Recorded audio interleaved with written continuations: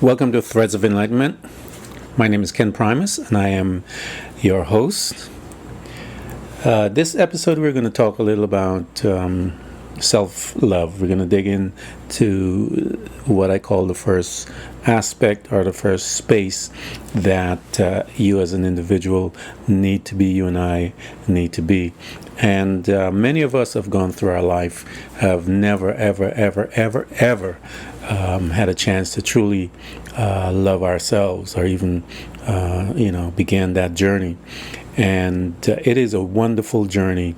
And my hope is that each and every one of you that hears this podcast would endeavor to start that type of journey where you get a chance to find out who you are. I remember a friend of mine, one of my best friends, Tony, and I, we went to see the Dalai Lama several years ago. And I think we were in Tampa. And there's a part of it where he was asking questions and stuff like that. And someone gets up and asks him, what's the key to life? And I think he gave one of the best answers I've ever heard in my entire life. He said, I don't know. He said, what's the key to your life? And I think that was much more profound of a statement than, what's the key to life or the secret to life. And he says, I don't know. And I thought that was just absolutely beautiful. We don't know. You have to find that out. That's an individual journey. And you need to take that journey to find out. And so my desire is that as we get together and spend time listening and growing, that we would begin to start that journey to find out who we are. The first, I want to go back a little about the title Self-Love and Threads of Enlightenment. I'd mentioned previously that there was a story behind that. Threads of Enlightenment was a concept that I thought of once I visited a ashram. And coming again, I grew up in Christianity, and I got a chance to sit in the ashram, and I saw that a lot of the principles that were being taught there were also the principles that were being taught in my background, from my background. And so as I look and I see different religions, because I had studied religion back in college, and I see that institution is very divisive in the whole scheme of things with mankind. But I digress. Let me get back to the book, Threads of Enlightenment. It was simply an idea where I wanted to get someone from a different religious background. I put together 10 chapters, and I had given it to Roda chef, and I'm going to try and get her to come one day on a podcast so that you guys can get to see that this woman is full of wisdom, and she gave so much of herself in that book that she opened up and taught a lot of principles that were freeing even to me.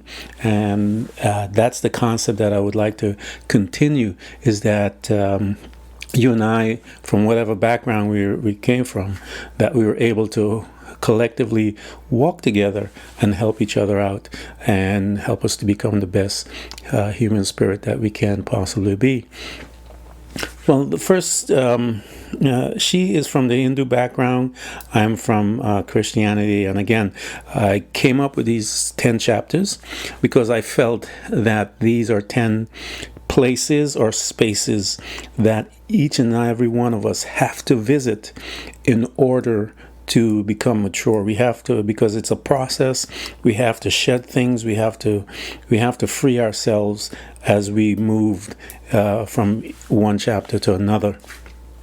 The first chapter that we dealt with was self-love. The second was solitude. The third, unchecked emotions. Forgiving others. Attitude for success, conquering damaging habits, giving of yourself, discovering your gift, how to begin using your gift, and the power of words.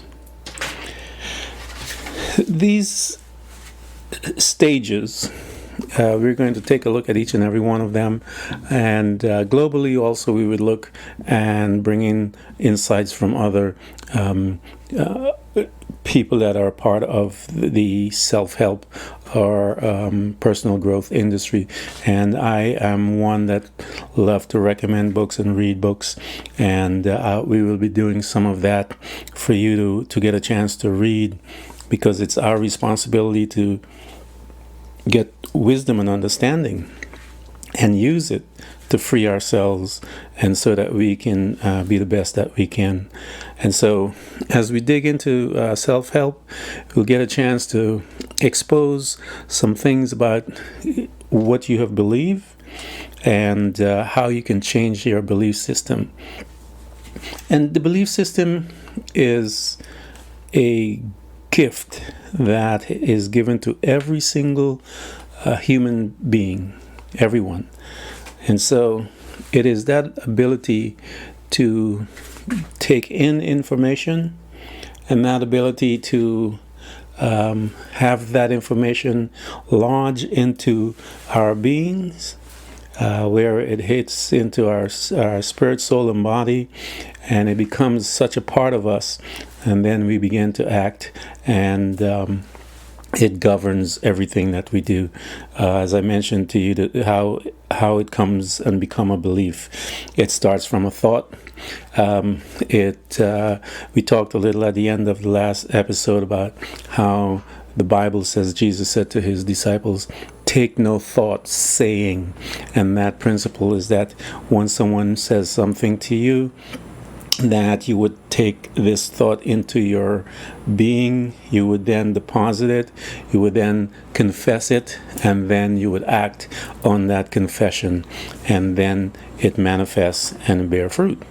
And so that's what that principle of taking no thoughts, or what he was trying to tell him, don't worry about anything, just don't focus on that. And so you and I have to learn how to not to let the outside energy, the outside situations take control of your inner being.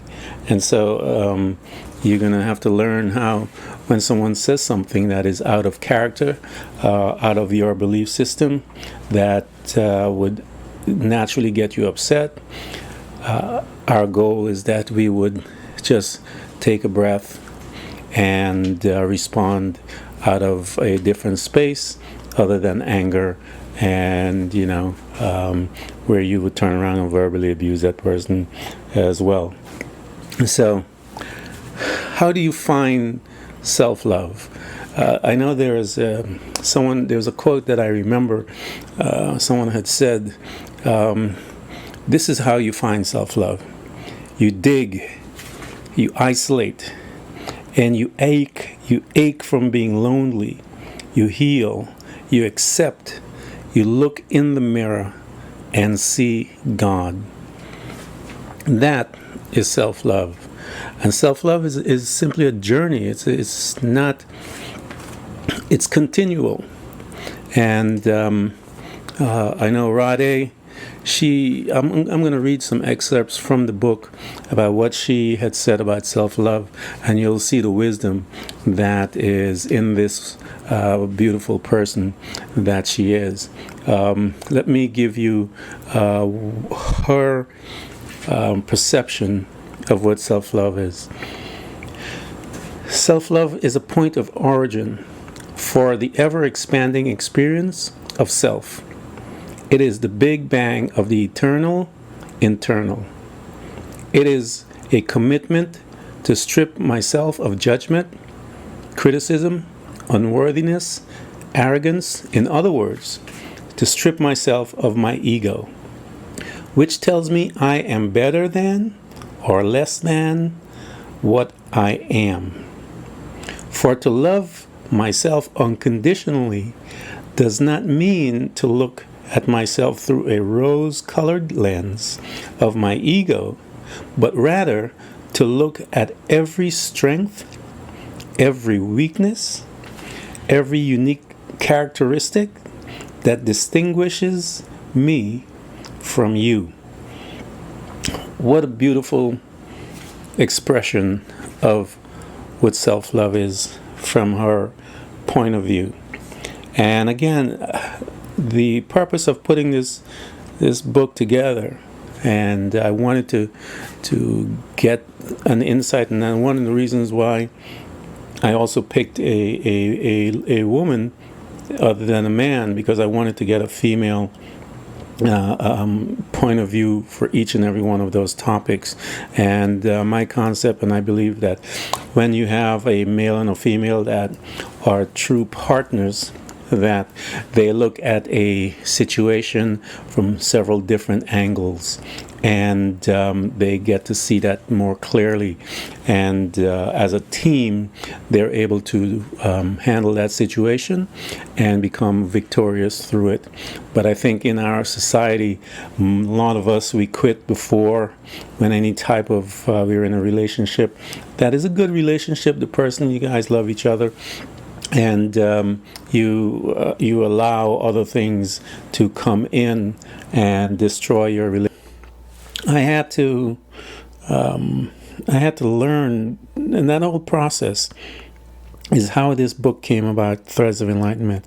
Because while I was being, an enigma in life, I was just kept searching myself and looking and seeing how I behave, and I would make notes of them.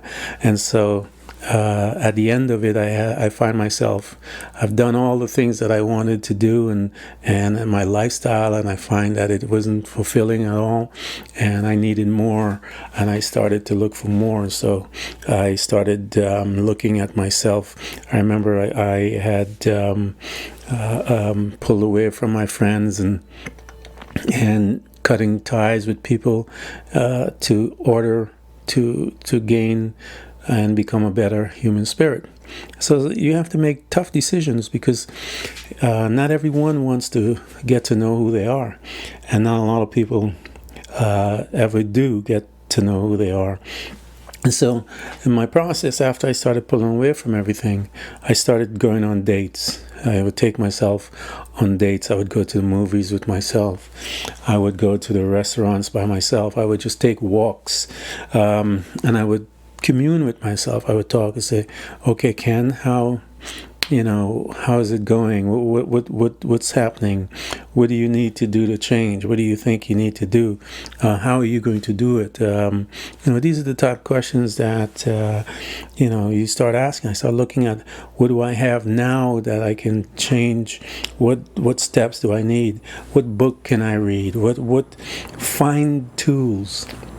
There's so much available today that is out there in the market to help. There's a whole industry about personal growth, and grab anything and read it and learn from it, and it will change your life. It changed mine. Eliane Van Zandt was an author that actually, the book was written for women. And when I was going through my divorce, a friend of mine, an older lady, gave this to me, and she said, "Read this book." And that book changed my life. And I bought that book for everyone that all my friends that were going through things. I bought that book.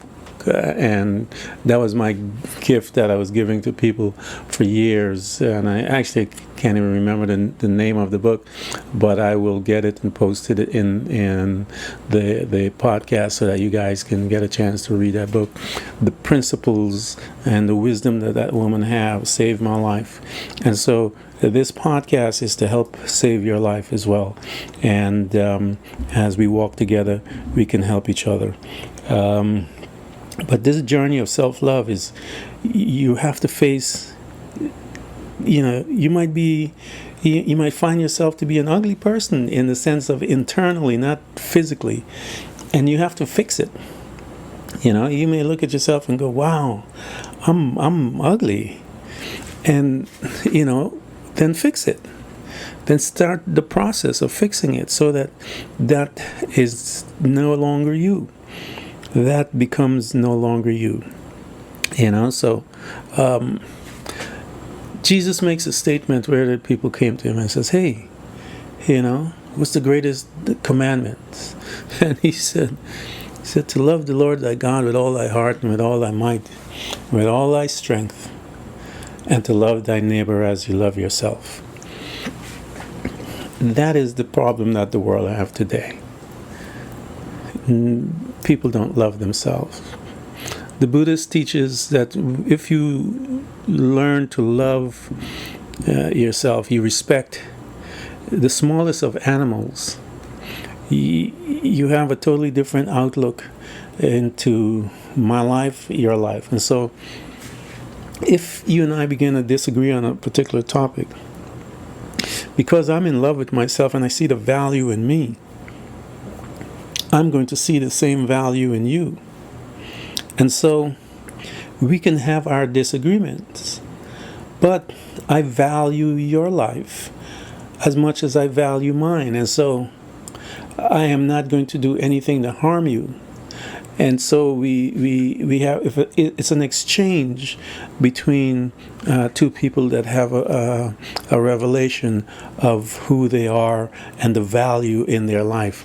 And because people do not have that love for themselves, that principle tells me that because you don't love, it says love your neighbor as you love yourself. So the world is a mess because we haven't learned how to love ourselves. And so until we get to that, but it's a different type of things that you would teach kids. And so this is why I wrote this book with my children in mind, because I would sit down with them and we would have these conversations. And I wrote this book basically for them, as my gift to them, and to show them the processes that their dad had to go through in order to heal, to become better.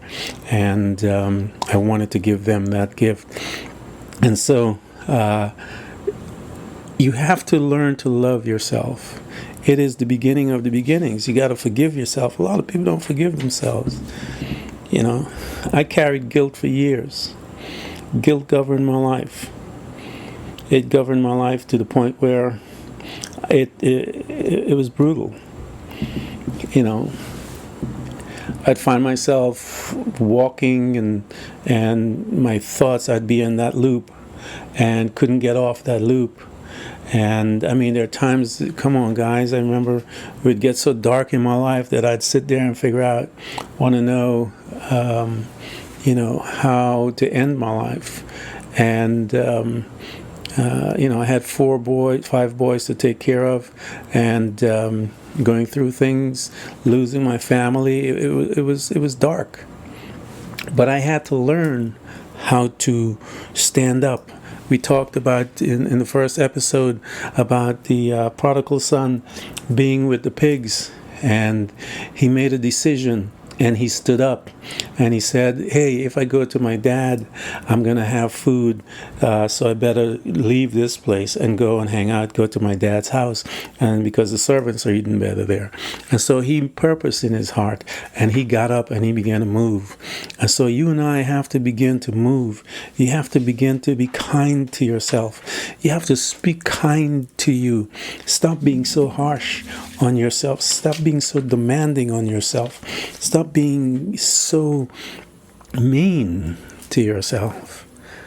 Tell yourself, stand up in the morning, find your quiet place. Whisper to yourself, "I am beautiful, just as I am. I am worthy, just as I am. I am precious, just as I am. I love myself just as I am, with all the dark mess." If you learn to love you at this place, you can then turn around and love anyone, because you become self-accepting. You become more tolerable. You begin to tolerate yourself